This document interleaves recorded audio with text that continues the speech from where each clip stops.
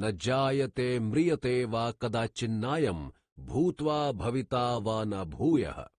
अजो नित्यः शाश्वतोऽयम् पुराणो न हन्यते हन्यमाने शरीरे। पदच्छेद।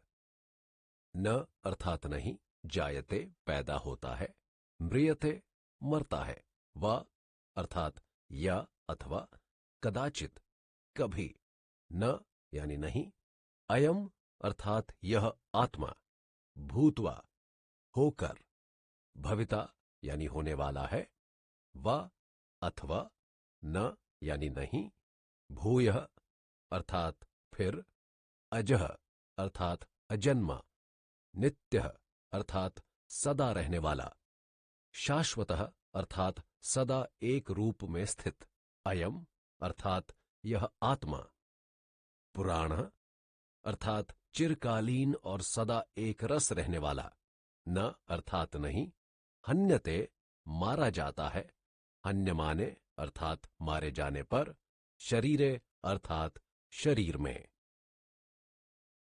अनुवाद।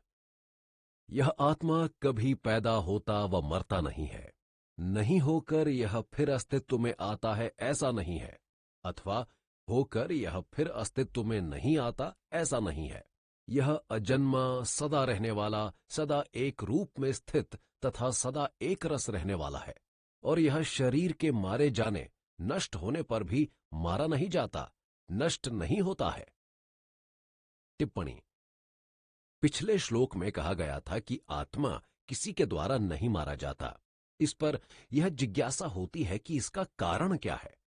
इसके उत्तर में भगवान आत्मा में सब प्रकार के विकारों का अभाव बतलाते हुए उसके स्वरूप का प्रतिपादन प्रस्तुत श्लोक द्वारा करते हैं।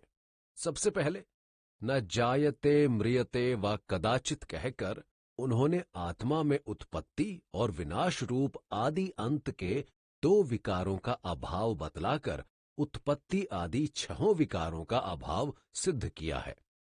इसके बाद प्रत्येक विकार का अभाव दिखलाने के लिए अलग अलग शब्दों का भी उन्होंने प्रयोग किया है।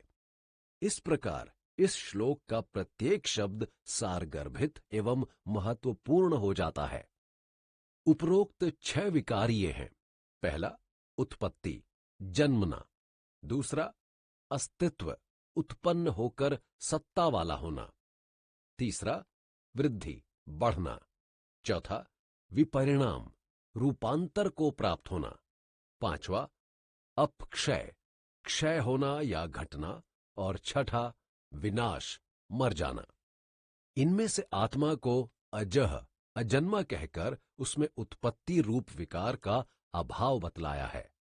नायम भूत्वा भविता व न भूयः, अर्थात ऐसा नहीं है कि वह जन्म ना लेकर फिर सत्ता वाला होता है अथवा जन्म लेकर फिर सत्ता वाला नहीं होता है, यानी वह स्वभाव से ही सत है। यह कहकर अस्तित्व रूप विकार का अभाव दिखलाया है। और फिर पुराणः, चिरकालीन और सदा एक रस रहने वाला कहकर वृद्धि रूप विकार का शाश्वतः, सदा एक रूप में स्थित कहकर विपरिणाम का नित्य, सदा रहने वाला अर्थात अखंड सत्ता वाला कहकर अपक्षय का और न हन्यते हन्यमाने शरीरे, शरीर के नाश से इसका नाश नहीं होता कहकर विनाश रूपी विकार का अभाव दिखलाया है। वेदा विनाशिनम नित्यम या एनम जम व्ययम कथम स पुरुषः पार्थकम घातयति हंतिकम। पदच्छेद।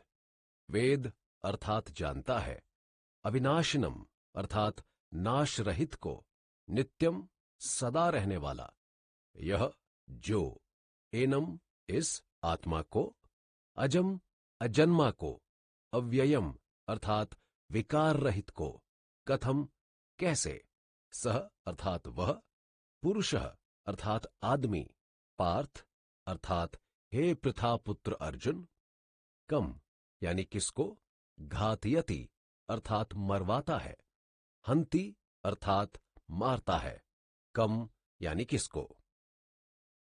अनुवाद। हे पृथापुत्र अर्जुन, जो आदमी इस आत्मा को नाश रहित, सदा रहने वाला, अजन्मा जन्म रहित और निर्विकार जानता है, वह कैसे किसको मरवाता है और कैसे किसको मारता है। टिप्पणी। 19वें श्लोक में कहा गया था कि आत्मा ना तो किसी को मारता है और ना किसी से मारा जाता है। पिछले श्लोक में उसके नहीं मारे जाने का कारण बताया गया था।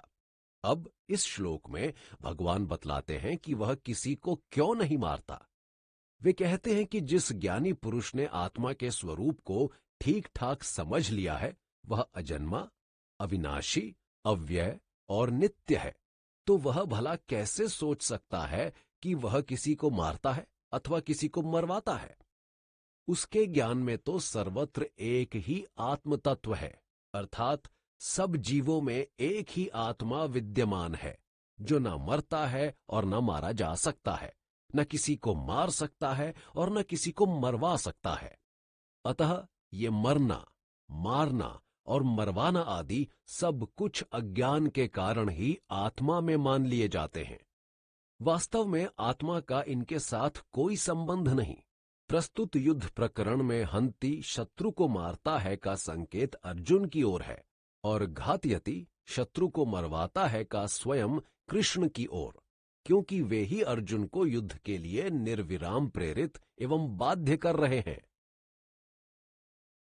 वासांसी जीर्णानि यथा विहाय नवानि गृह्णाति नरोपराणि तथा शरीराणि विहाय जीर्णान्यानि संयाति नवानि देहि।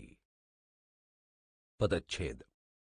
वसांसी अर्थात वस्त्रों को, जीर्णानि अर्थात पुरानों को, यथा जैसे, विहाय छोड़कर, नवानि अर्थात नए वस्त्रों को, गृह्णाति ग्रहण करता है, नरह यानी मनुष्य, अपराणी अर्थात दूसरों अन्यों को, तथा वैसे ही शरीराणि अर्थात शरीरों को, विहाय यानी त्याग कर, जीर्णानि अर्थात पुरानों को, अन्यानि दूसरों को, संयाति अर्थात प्राप्त होता है, नवानि अर्थात नए शरीरों को, देही यानी जीवात्मा। अनुवाद। जैसे मनुष्य पुराने वस्त्रों को छोड़कर दूसरे नए वस्त्रों को धारण करता है, वैसे ही जीवात्मा पुराने शरीरों को छोड़कर दूसरे नए शरीरों को प्राप्त होता है। टिप्पणी। पिछले श्लोकों में बतलाया गया था कि आत्मा नित्य और अविनाशी है, उसका कभी नाश नहीं हो सकता, इसलिए उसके निमित्त शोक करना अनुचित है, और शरीर के विषय में यह कहा गया था कि वह अनित्य और नाशवान है, उसका नाश होना अवश्यंभावी है, अतः उसके लिए भी शोक करना अनुचित है।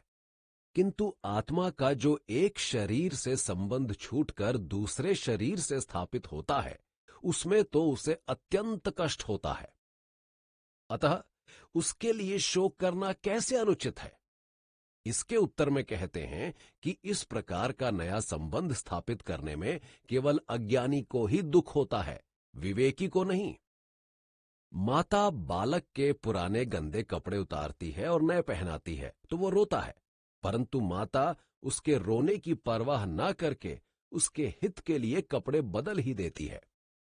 उसी प्रकार भगवान भी जीव के हित के लिए उसके रोने की कोई परवाह किए बिना उसके देह को बदल देता है।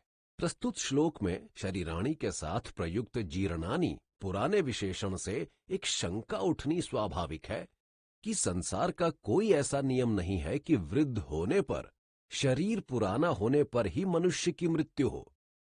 दिन प्रतिदिन देखा जाता है कि भरे पूरे नौजवान तथा अबोध बालक भी मरते रहते हैं। इसका समाधान यह है कि जीर्णानि पद से 90 या 100 वर्ष की आयु से तात्पर्य नहीं है।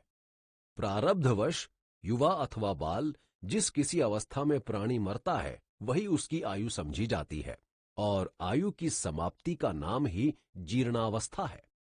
अतः यहां जीर्णानि विशेषण सर्वथा युक्ति संगत है। नैनम छिन्दन्ति शस्त्राणि नैनम दहति पावकः न चैनम क्लेद्यन्त्यापो न शोषयति मारुतः। पदच्छेद। न यानी नहीं, एनम अर्थात इस आत्मा को, छिन्दति काट सकते हैं। शस्त्राणि एनम, इसको, दहती अर्थात जला सकती है, पावकः अर्थात आग, न यानी नहीं, च अर्थात और, एनम इसे, क्लेद्यंती यानी गला सकते हैं, आपह अर्थात जल, न यानी नहीं, शोष्यति अर्थात सुखा सकता है, मारुतः अर्थात वायु, हवा। अनुवाद। इस आत्मा को शस्त्र यानी हथियार नहीं काट सकते, इसे आग जला नहीं सकती, इसे जल गला नहीं सकता और इसे हवा भी सुखा नहीं सकती। टिप्पणी। पिछले श्लोक में आत्मा के एक शरीर से दूसरे शरीर को प्राप्त होने में शोक करने को अनुचित ठहराकर अब भगवान आत्मा का स्वरूप अत्यंत कठिनता से समझ में आने के कारण 3 श्लोकों द्वारा भिन्न भिन्न प्रकार से यह प्रतिपादित करते हैं कि आत्मा नित्य और निर्विकार है। इस सब का उद्देश्य अर्जुन को यह समझाना है कि आत्मा के विनाश की आशंका से उसका शोक करना सर्वथा अनुचित है, क्योंकि कोई भी शक्ति उसे नष्ट नहीं कर सकती।